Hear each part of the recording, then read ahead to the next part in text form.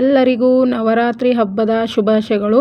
ನವರಾತ್ರಿ ಹಬ್ಬದ ಮೊದಲನೇ ದಿನ ಘಟ್ಟ ಸ್ಥಾಪನೆ ಹೇಗೆ ಮಾಡ್ತೀವಿ ನಮ್ಮ ಮನೆಯಲ್ಲಂತ ಅದ್ರದ್ದು ಬ್ಲಾಗ್ ಮಾಡಿದ್ದೀನಿ, ಬನ್ನಿ ನೋಡೋಣ. ಇವಾಗ ಮಣ್ಣು ತೊಗೊಂಡಿದ್ದೀನಿ ನೋಡಿ, ಮಣ್ಣು ತೊಗೊಂಡು ಬಂದಿದ್ದರು. ಮಣ್ಣು ತೊಗೊಂಡು ಅದಕ್ಕೆ ಸ್ವಲ್ಪ ಚಾಣಿ ಹಿಡ್ಕೊಂಡು ಸ್ವಲ್ಪ ಜಾಸ್ತಿ ದಪ್ಪ ಮಣ್ಣಿದೆ ಅಲ್ಲ, ಅದಕ್ಕೆ ಸ್ವಲ್ಪ ಚಾಣಿ ಹಿಡ್ಕೊಂಡಿದ್ದೀನಿ ನೋಡಿ. ಇಷ್ಟು ಮಣ್ಣು ತೊಗೊಂಡಿದ್ದೀನಿ. ಇವಾಗ ಎಕ್ಸ್ಟ್ರಾ ಇರೋ ಮಣ್ಣು ಹೂವಿನ ಗಿಡಕ್ಕೆ ಹಾಕೋತೀನಿ, ಅದು ಹೂವಿನ ಗಿಡಕ್ಕೆ ಹಾಕ್ತೀನಿ ನೋಡಿ. ಇಷ್ಟು ಮಣ್ಣು ಬೇಕು ಇವಾಗ ನನಗೆ. ಈ ಕಡೆ ಇದು ಜೋಳದ ತೆನೆ ತೊಗೊಂಡಿದ್ದೀನಿ ನೋಡಿ, 2 ಜೋಳದ ತೆನೆ ತೊಗೊಂಡಿದ್ದೀನಿ. ಅದು ನೈಟೆಲ್ಲ ನೀರಲ್ಲಿ ನೆನೆಸ್ಕೊಂಡಿಡಬೇಕು. ನಾಳೆ ಘಟ್ಟ ಸ್ಥಾಪನೆ ಇದೆ ಅಂದ್ರೆ ಅವತ್ತು ನೈಟು ನೆನೆಸ್ಕೊಂಡು ಇಟ್ಕೋಬೇಕು. ಇವಾಗ ನೆಂದ ಮೇಲೆ ಬೆಳಗ್ಗೆ ಅದ್ರ ಮೇಲೆ ಮಣ್ಣು ಉದುರಿಸ್ಕೋಬೇಕು ನೋಡಿ. ಮಣ್ಣು ಈ ಥರ ಮಣ್ಣು ಹಾಕಿದ್ರೆ ಚೆನ್ನಾಗಿ ಸಸಿ ಎಲ್ಲ ಚೆನ್ನಾಗಿ ಏಳುತ್ತೆ. ನಾವು ಕುಳ್ಳಿ ಒಳಗಡೆ ಇಡ್ತೀವಿ, ತೆನೆ ಇಡ್ತೀವಿ ನೋಡಿ, ಜೋಳದ ತೆನೆ ಇಡ್ತೀವಿ. ಅದಕ್ಕೆ ರೆಡಿ ಮಾಡಿಕೊಂಡೆ ಇವಾಗ ನೋಡಿ ನಾನು. ಇವಾಗ ಬನ್ನಿ ಫ್ರೆಂಡ್ಸ್, ಧಾನ್ಯಗಳು ರೆಡಿ ಮಾಡ್ಕೋತೀನಿ.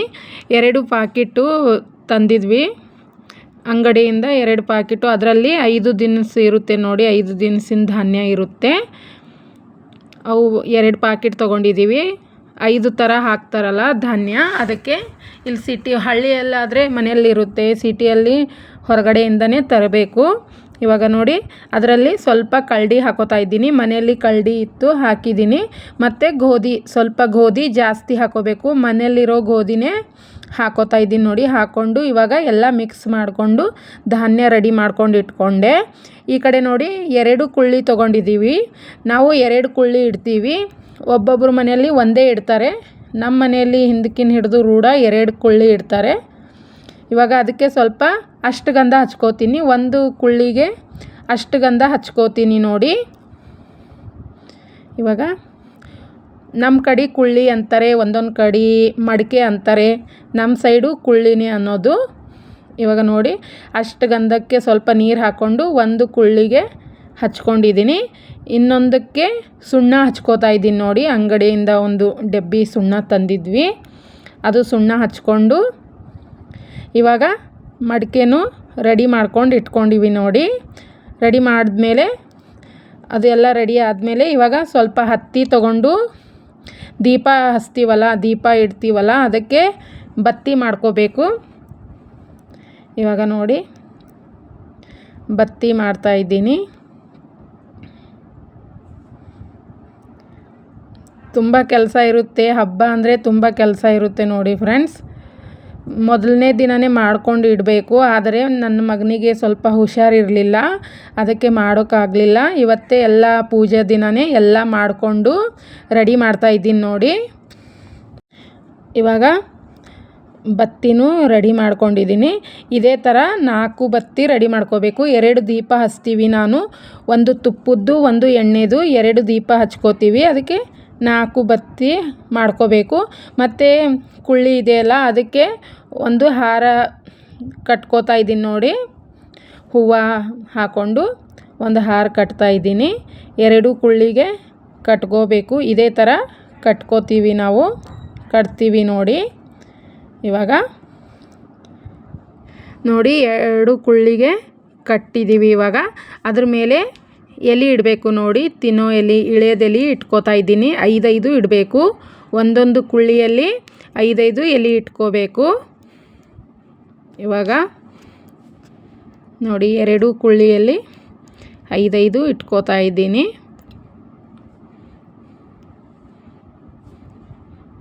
ನೋಡಿ ಫ್ರೆಂಡ್ಸ್. ಇವಾಗ ರೆಡಿಯಾಗಿದೆ. ಈ ಕಡೆ ಬನ್ನಿ. ಇವಾಗ ನಾನು ಇವಾಗ 2 ಪತ್ರೊಳಗೆ ತೊಗೊಂಡಿದ್ದೀನಿ ನೋಡಿ. ಹಳ್ಳಿ ಕಡೆ ಎಲ್ಲ ಎಲೆ ಮೇಲೆ ಹಾಕ್ತಾರೆ, ಆದರೆ ಇಲ್ಲಿ ಎಲೆ ಸಿಗಲ್ಲ. ಅದಕ್ಕೆ ನಾವು ಪತ್ರೊಳಗೆ ಮೇಲೆ ಹಾಕೋದು. ಅದ್ರ ಮೇಲೆ ಸಸ್ತಿ ಇಳಿಸ್ಕೋತಾ ಇದ್ದೀನಿ. ಸಸ್ತಿ ಇಳಿಸ್ಕೊಂಡು ಮೊದಲು ಪೂಜೆ ಮಾಡಿ ಆಮೇಲೆ ಘಟ್ಟ ಸ್ಥಾಪನೆ ಮಾಡಬೇಕು. ಇವಾಗ ನೋಡಿ ಹಳದಿ ಕುಂಕುಮ ಎಲ್ಲ ಮತ್ತು ಸ್ವಲ್ಪ ಅಕ್ಕಿ ಹಾಕ್ಕೊಂಡು ಪೂಜೆ ಮಾಡಬೇಕು ನೋಡಿ. ಯಾರೆಲ್ಲ ನನ್ನ ಚಾನಲ್ನ ಹೊಸದಾಗಿ ನೋಡ್ತಾ ಇದ್ದೀರೋ ಪ್ಲೀಸ್ ಸಬ್ಸ್ಕ್ರೈಬ್ ಮಾಡ್ಕೊಂಡು ನೋಡಿ, ಲೈಕ್ ಮಾಡಿ, ಶೇರ್ ಮಾಡಿ, ಕಮೆಂಟ್ಸ್ ಮಾಡಿ ಫ್ರೆಂಡ್ಸ್. ಇವಾಗ ಅರ್ಶಿಣ ಕುಂಕುಮ ಎಲ್ಲ ಹಚ್ಕೊಂಡು ಪೂಜೆ ಮಾಡಿದ್ದೀನಿ ನೋಡಿ.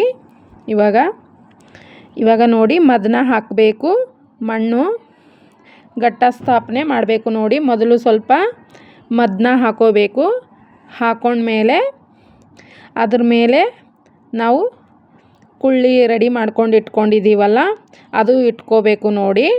ಇವಾಗ 2 ಕುಳ್ಳಿಯನ್ನು ರೆಡಿ ಮಾಡ್ಕೊಂಡು ಇಟ್ಕೊಂಡಿದ್ದೀನಲ್ಲ, ಇಟ್ಕೋತಾ ಇದ್ದೀನಿ ನೋಡಿ. ಈ ಥರ ಇಟ್ಕೊಂಡು ಇವಾಗ ನೀರು ಹಾಕಬೇಕು ನೋಡಿ.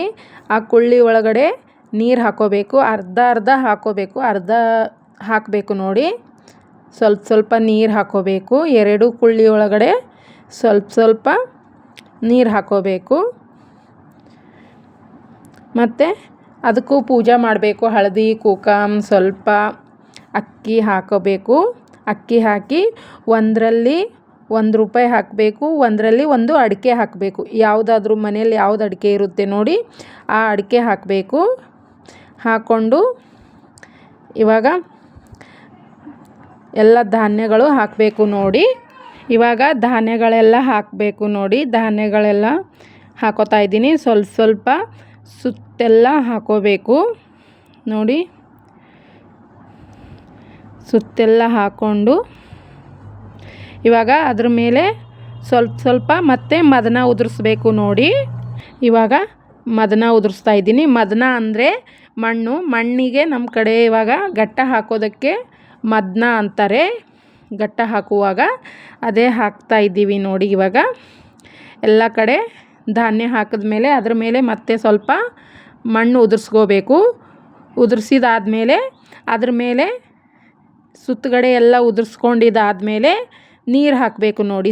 ಸ್ವಲ್ಪ ನೀರು ಹಾಕೋಬೇಕು. ಇವಾಗ ನೀರು ಹಾಕ್ತಾ ಇದ್ದೀನಿ. ಸ್ವಲ್ಪ ಎಲ್ಲ ಕಡೆ ನೀರು ಹಾಕೋಬೇಕು. ಇದೇ ಥರ ಮಾಡ್ಕೋಬೇಕು ನೋಡಿ. ಇವಾಗ ಹಾಗೆ ಒಂದು ಸ್ವಲ್ಪ ಮತ್ತೆ ಮೇಲೆ ಮಣ್ಣು ಮತ್ತು ಮದನ ಹಾಗೆ ಹಾಕೋತಾ ಹೋಗಬೇಕು ನೋಡಿ. ನೀವು ಎಷ್ಟು ಆ ಕುಳ್ಳಿ ಸ್ವಲ್ಪ ಮುಚ್ಚಬೇಕು, ಅಲ್ಲಿವರೆಗೂ ಆ ಹೂವಿನ ತನಕ ಬರಬೇಕು ನೋಡಿ. ಅಲ್ಲಿವರೆಗೂ ಮಾಡ್ಕೋಬೇಕು. ಇವಾಗ ನೋಡಿ ಮಾಡ್ಕೊಂಡಿದ್ದಾಗಿದೆ. ಇಷ್ಟು ಮಾಡ್ಕೊಂಡಿದ್ದೀನಿ, ರೆಡಿ ಆಗಿದೆ.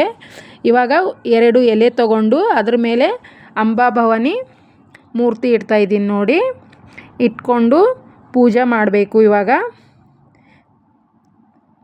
ಅಂಬಾಭವಾನಿಗೂ ಪೂಜೆ ಮಾಡಬೇಕು. ಹಳದಿ ಕುಂಕುಮ ಎಲ್ಲ ಹಚ್ಕೊಂಡು ಪೂಜೆ ಮಾಡಬೇಕು.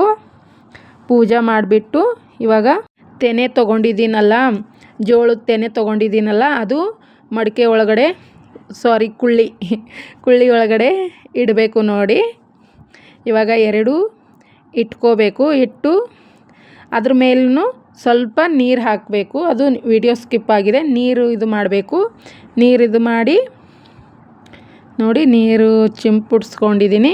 ಅದು ಆದಮೇಲೆ ಸ್ವಲ್ಪ ಹೂವು ಉದುರಿಸ್ಬಿಟ್ಟು ಹಾಕ್ತಾಯಿದ್ದೀನಿ ನೋಡಿ. ಎಲ್ಲ ಕಡೆ ಸ್ವಲ್ಪ ಹೂವು ಹಾಕೋತಾ ಇದ್ದೀನಿ. ಹೂವು ಹಾಕ್ಕೊಂಡಿದ್ದಾದಮೇಲೆ ಇವಾಗ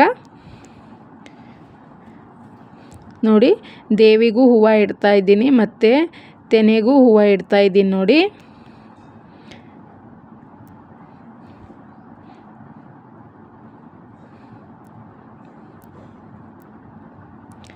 ಇವಾಗ ಮತ್ತೆ ಸುತ್ತೆಲ್ಲ ಹೂವು ಇಟ್ಕೋತಾ ಇದ್ದೀನಿ. ಹೂವು ಜಾಸ್ತಿ ಇದ್ದಾವೆ ಅಂತ ನಾವು ಸುತ್ತೆಲ್ಲ ಹೂವು ಇಟ್ಕೋತಾ ಇದ್ದೀನಿ. ಇಲ್ಲಾಂದರೆ ಹಾಗೇ ಮಾಡಿದ್ರೂ ನಡೆಯುತ್ತೆ ಪೂಜಾ ನೋಡಿ. ಇವಾಗ ಸುತ್ತೆಲ್ಲ ಹೂವು ಇಟ್ಕೊಂಡಿದ್ದಾದಮೇಲೆ ಇವಾಗ ದೀಪ ಇಟ್ಕೋಬೇಕು ನೋಡಿ. ಒಂದು ಎಣ್ಣೆದು ದೀಪ ಇಟ್ಕೋತಾ ಇದ್ದೀನಿ. ಎಣ್ಣೆ ದೀಪ ನಮ್ಮದು ಯಾವಾಗಲೂ ಇರುತ್ತೆ. ಇವಾಗ ಮತ್ತೆ ಒಂದು ತುಪ್ಪದ ದೀಪ ಒಂದು ಇಟ್ಕೋಬೇಕು. ನಾವು ತಿರುಪತಿ ತಿಮ್ಮಪ್ಪ ವೆಂಕಟೇಶ್ವರ ಅವನ ಹೆಸರು ಮೇಲೆ ಒಂದು ತುಪ್ಪದ ದೀಪ ಉರಿತೀವಿ. ನಾವು 9 ದಿನ ಉರಿತೀವಿ ನೋಡಿ ದೀಪ. ಮತ್ತು ಒಂದು ಎಣ್ಣೆ ದೀಪ ಇರುತ್ತೆ. ಈ 9 ದಿನ ಯಾವಾಗಲೂ ಶಾಂತ ಆಗಲ್ದಂಗೆ ನೋಡಬೇಕು ನೋಡಿ. ಇವಾಗ ದೀಪ ಹಚ್ಕೋತಾ ಇದ್ದೀವಿ. ದೀಪ ಹಚ್ಚಿಬಿಟ್ಟು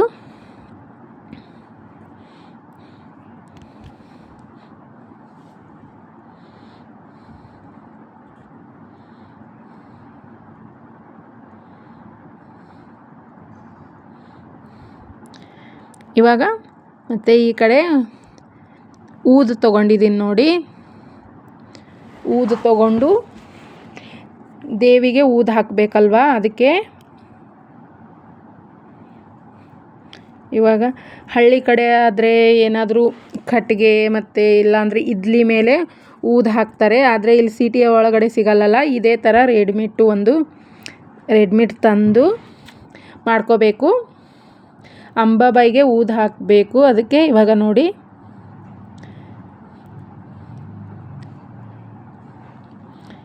ಇವಾಗ ಊದು ಹಚ್ಚಿಬಿಟ್ಟು ಹಾಕ್ತಾಯಿದ್ದೀನಿ ನೋಡಿ. ಇವಾಗ ಊದು ಹಚ್ಚಿಬಿಟ್ಟು ಮತ್ತು ನಾವು ನೈವೇದ್ಯಕ್ಕೆ ಪ್ರಸಾದಕ್ಕೆ ಇವತ್ತು ಹೋಳಿಗೆ ಮಾಡ್ಕೊಂಡಿದ್ವಿ ನೋಡಿ. ಘಟ್ಟ ಸ್ಥಾಪನೆ ಮಾಡ್ಕೊಂಡಿದ್ದೀನಿ. ಪೂಜೆ ಎಲ್ಲ ಮುಗೀತು ಫ್ರೆಂಡ್ಸ್. ಇಷ್ಟಿತ್ತು ನಮ್ಮ ಮನೆಯಲ್ಲಿ. ಈ ಥರ ನಾವು ಘಟ್ಟ ಸ್ಥಾಪನೆ ಮಾಡ್ತೀವಿ. ನಿಮ್ಮ ಮನೇಲಿ ಹೇಗೆ ಮಾಡ್ತೀರಂತ ಒಂದು ಸರಿ ಕಮೆಂಟ್ ಮಾಡಿ ತಿಳಿಸಿ. ಇವಾಗ ಆರತಿ ಮತ್ತು ಕರ್ಪೂರ ಎಲ್ಲ ಹಚ್ಕೊಂಡು ಪೂಜೆ ಮಾಡಿದ್ವಿ. ಪೂಜೆ ಮುಗಿದ ಮೇಲೆ ನಾವು 9 ದಿನ ನೀರಾರಿರ್ತೀವಿ. ಅಂದರೆ ಏನಾದರೂ ಫರಾಳ್ ಮಾಡ್ತೀವಿ.